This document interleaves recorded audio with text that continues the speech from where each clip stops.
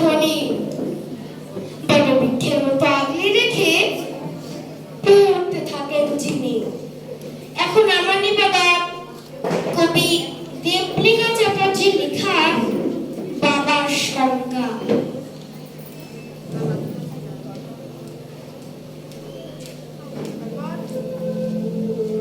তোমার কাছে তোমার বাবা হয়তো রাজা রাজা, আমার বাবা খুব সাধারণ, রোজ খেটে খাওয়ার বোঝা। তোমার বাবা তোমার জন্য চাপ পেরে দিতে পারে,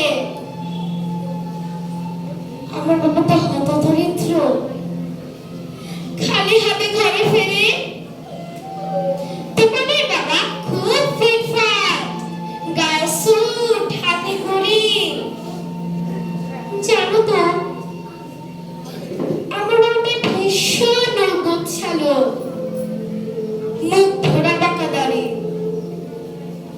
তোমাদের হাতে নুন পড়ে গেল, বাবা খাই চেটে পাটে।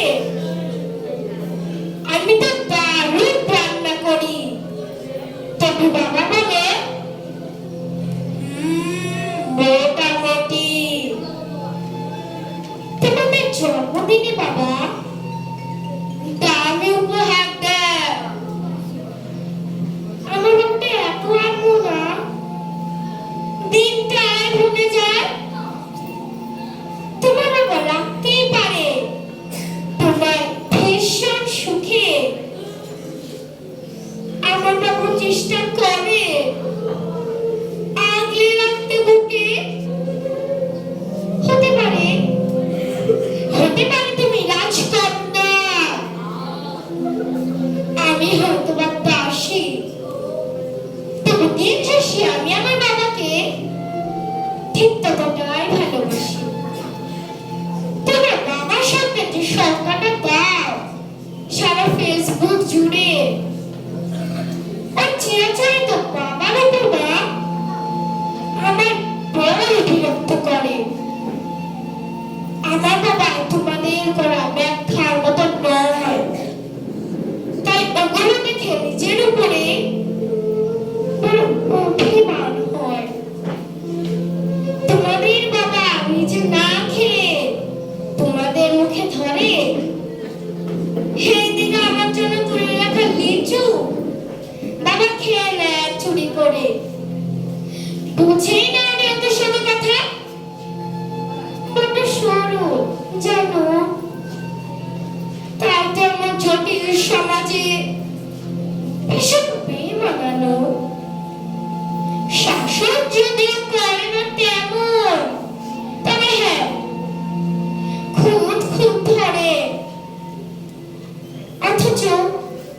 অথচ বন্ধু হলে আমার পেছনে আমার এই তারিফ করে। বাবা পরীক্ষার আগে সংশয় বলে পাস করবি তো বল, রেজাল্ট বেরোলে ভালো ফল হলে তার তো চোখেই চল। যে বলে কেমন আমার দ্বারা কিছুই হবে না নাকি, তাকেই আমার সাফল্যে আমি দাঁড়ানো বাঁচাতে দেখি। সবচেয়ে বিশ্বাসযোগ্য যে লোকটির সাথে আমার বিট পাকা কথা হলে সেই হাড় করে কাঁদে। অথচ যখন জিজ্ঞেস করি পারবে থাকতে ছেড়ে, উত্তরে বলে বিদেই হতো আমি বাঁচবো হাত পা ছেড়ে। এই পৃথিবীতে সময়ের সাথে কত পরিচয় হয়, হিসাব করে দেখেছি কেউই বাবার মতো নয়। সম্পর্কের সমীকরণেরা রোজ বদলায় নয়, তবু প্রথম সারিটা বরাবর থাকে বাবা মার স্থান। ঝগড়া ঝামেলা অভিমান এসব কথা কিছু পরেও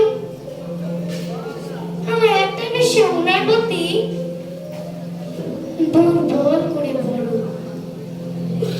আমাকে আমার প্রিয় মানুষেরা এত নামে ডাকলেও বাবার মতো মা আমার কই, ডাকে না তো কেউ।